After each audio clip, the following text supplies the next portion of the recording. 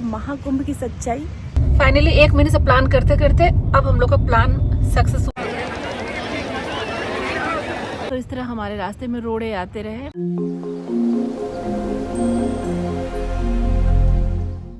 Hello friends, welcome to my channel. उम्मीद करती हूँ आप लोग भी अच्छे होंगे। तो आज मैं बताने वाली हूँ आपको महाकुंभ की सच्चाई कि मैं कैसे वहाँ पहुँची। तो आप लोग बने रहिएगा, पूरा ब्लॉग देखिएगा, आपको सारी सच्चाई इस ब्लॉग में देखने को मिलेगा। तो दोस्तों, महाकुंभ की मैं अपनी स्टोरी आपको शेयर करना चाहती हूँ कि मैं कैसे गई। महाकुंभ लगा था 13 जनवरी से लगा था। तो महाकुंभ 144 साल बाद आया था ये वाला। वैसे तो हर 12 साल में महाकुंभ आता ही है, पर ये वाला ज़्यादा इम्पॉर्टेंट इसलिए हो गया था क्योंकि ये 144 माने 144 ईयर बाद आया था, इसलिए ज़्यादा इम्पॉर्टेंट था। 144 साल कम नहीं होते हैं, बहुत ज़्यादा होते हैं। ये तो उम्र ना तो अब मेरी वहाँ तक पहुँच पाएगी, ना तो बच्चों की पहुँचेगी, ना उनके बच्चों की पहुँचेगी। तो ये तो बड़े हम लोग भाग्यशाली हैं कि हम लोगों ने ऐसे महाकुंभ के दर्शन किए। लेकिन सच्चाई मैं बताती हूँ कि मैं वहाँ पहुँची कैसे। तो दोस्तों, यहाँ पर गाड़ियों का शोर बहुत ज़्यादा आ रहा है। मैं आपको दूसरे साइड ले चलती हूँ, फिर वहाँ मैं बताऊँगी कि वहाँ मैं कैसे पहुँची। ये देखिए, मैं पार्क में आई हूँ और चिड़ियों की आवाज़ आ रही है। मॉर्निंग तो नहीं है, लेकिन 10 साढ़े 10 बज रहे हैं। धूप देखिए कितनी तेज़ है। तो मैं आपको सुनाती हूँ महाकुंभ की स्टोरी अपनी। 1.5 महीने का महाकुंभ लगा था। शुरू के टाइम में सर्दी ज़्यादा थी और ये भी था कि भीड़ हो रही थी बहुत ज़्यादा। हम लोगों ने प्लान किया कि हम लोग थोड़ी भीड़ कम हो जाएगी। शुरू के दिनों में लोग ज़्यादा जाते हैं, ख़ास तौर पे संक्रांति के दिन ज़्यादा लोग जाते हैं। और संक्रांति निकल जाएगा, भीड़ थोड़ी कम हो जाएगी, फिर हम लोग जाएंगे महाकुंभ। तो हम लोगों ने प्लान किया कि 26 जनवरी की छुट्टी हो रही थी कि हम लोग 25 तारीख को जाएंगे। 2-3 दिन की छुट्टियाँ थी और उसी में जाएंगे महाकुंभ।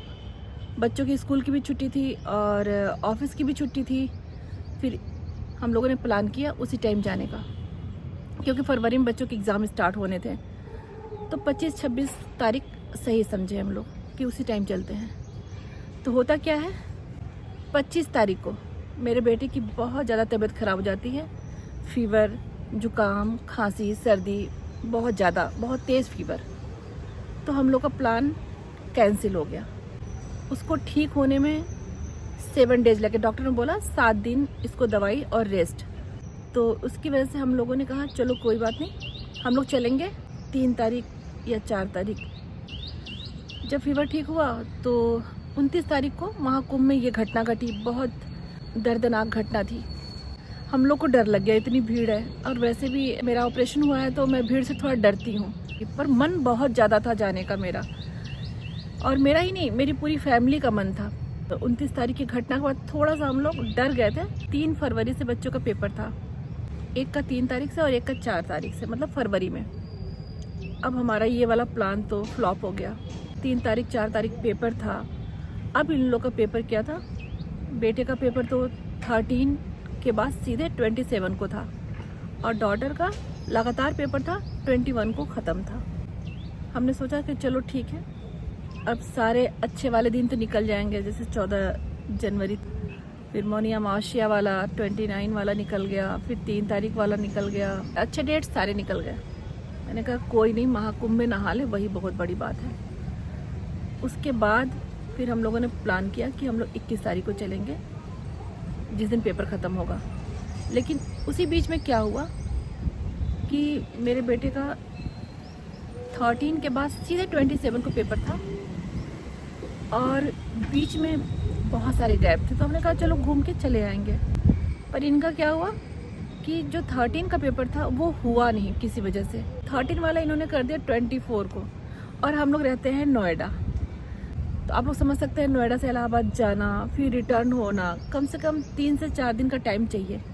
ट्रेन का टिकट हमारे हिसाब से मिलेगा नहीं, और वैसे भी ट्रेन का टिकट मिल भी नहीं रहा था। फ़्लाइट के टिकट्स बहुत महंगे थे, बहुत ज़्यादा। तो फिर हमने कहा अपनी गाड़ी से ही चलते हैं। फिर हम लोगों ने इतना टाइट प्रोग्राम रखा, हमने कहा कि तो पहले आप ये वीडियो देखिए।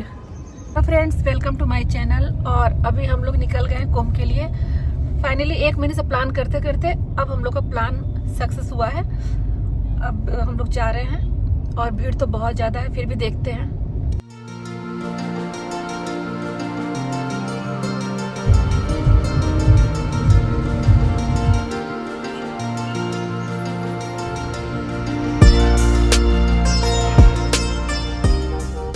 तो अभी हम लोग ताज एक्सप्रेस वे पे हैं और ट्रैफिक भी है। शाम का टाइम है, ट्रैफिक है। इस साइड भी है और इस साइड भी है, आपको दिख ही रहा होगा।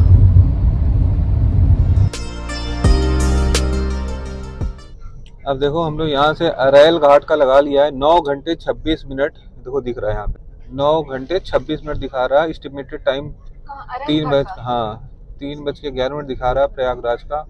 अब देखते हैं क्या सीन बनता है। यहाँ पे हम लोग पेट्रोल डलवा रहे हैं और आप देख सकते हैं कितनी भीड़ है यहाँ पे गाड़ियों का। उधर बस और ये रूट है आगरा लखनऊ एक्सप्रेसवे।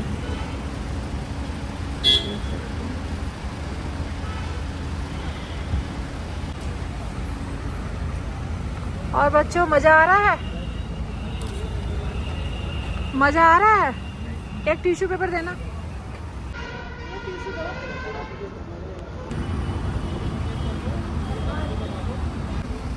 ये वीडियो में आता है। तुम रुपया दे रहे?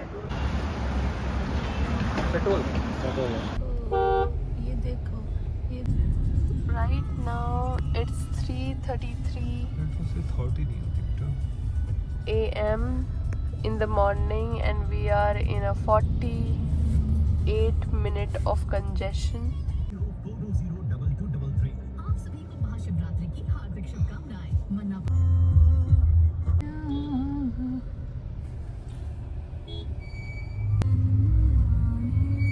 तो अभी घाट बंद किया। ये वीडियो मैं इसलिए दिखा रही हूँ कि मैंने अपनी लाइफ में पहली बार ये पुल चलते हुए देखा है। यहाँ इलाहाबाद में इतनी अच्छी तैयारी चल रही थी। ये पुल देखिए, मतलब रेडी है, सिर्फ जाके उसमें जोड़ना है। इतना अच्छा, इतनी अच्छी व्यवस्था थी इलाहाबाद की कि पूछिए मत। यहाँ पे देखिए, यहाँ पे पुल बन के रेडी हो रहा है। ये है IERT पार्किंग। ये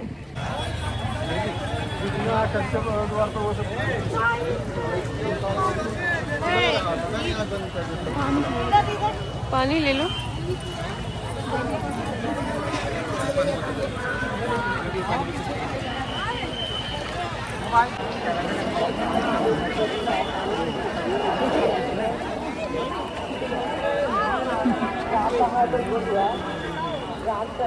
क्राउड बहुत है और धूल भी बहुत उड़ रहा है, तो इसलिए मैंने मास्क लगा रखा है और गर्मी बहुत ज़्यादा है।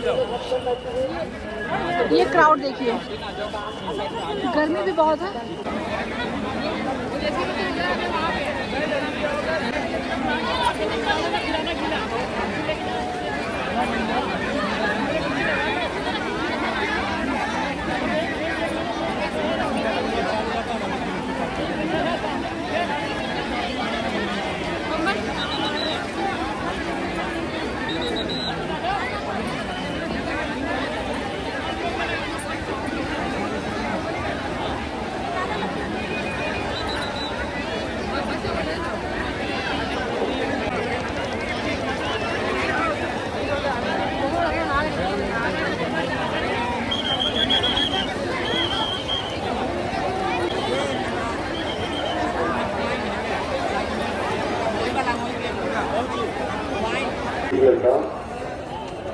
टीका लगवा लिए?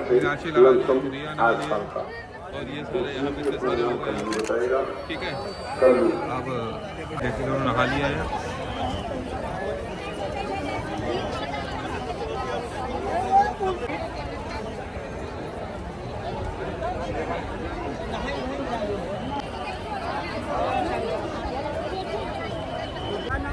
डैडी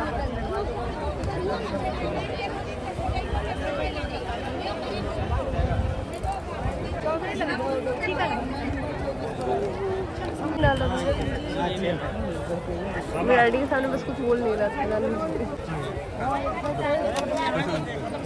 तो दोस्तों धूप बहुत ज़्यादा हो गई है और बहुत भीड़ है। भीड़ तो बहुत ज़्यादा है लेकिन मज़ा आया।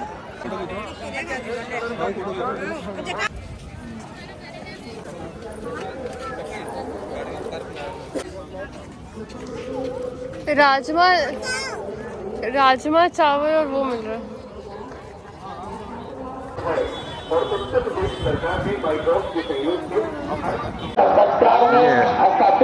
ये देखो भैया ठंडा पानी नहीं है, ठंडा।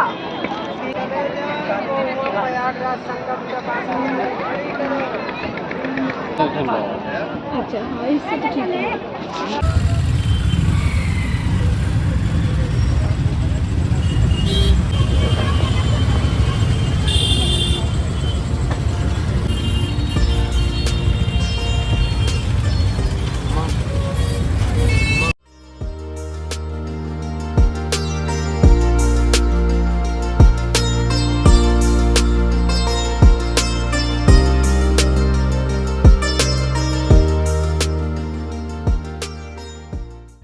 तो दोस्तों इस तरह हमारे रास्ते में रोड़े आते रहे, मतलब बाधाएं। आप समझ सकते हैं नोएडा से प्रयागराज जाना और आना और कुंभ में नहाना 3 दिन के अंदर हम लोगों ने किया। ये सब भगवान की कृपा थी, उनकी ही मेहरबानी थी कि हम लोग इतने सुरक्षित तरीके से महाकुंभ में नहाए भी, तो महाकुंभ में संगम में नहाए। रास्ते में भी बहुत सारी प्रॉब्लम आई थी, बहुत लंबा रास्ता हो गया था हम लोग को। जहाँ जाना था हमें, मतलब जाना तो संगम था हम लोग को, पर हम लोगों ने सोचा कि हम लोग नाव से संगम जाएंगे और हुआ ऐसा ही कि हम लोग पहुंच गए संगम त्रिवेणी घाट पे। सीधे हम लोग को न तो नाव करना पड़ा, न कोई सवारी करनी पड़ी। हम लोग डायरेक्ट त्रिवेणी पे ही पहुंचे और वहाँ नहा के जो मज़ा आया, और आप लोग देखिए तस्वीर में आप देख सकते हैं।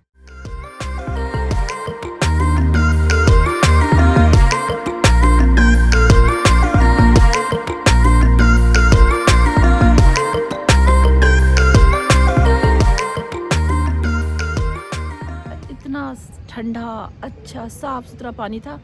और हमने न्यूज़ में ये भी सुन लिया था लास्ट टाइम में जाने से पहले कि वहाँ का पानी बहुत ज़्यादा गंदा, मटमैला और ऐसे, मतलब विश्वास नहीं हो रहा था मेरे। पर वो बार बार न्यूज़ में बता रहे थे कि लैब रिपोर्ट आई है। फिर हमने कहा जाने दो, गंदे पानी में ही नहाएंगे, लेकिन जाएंगे।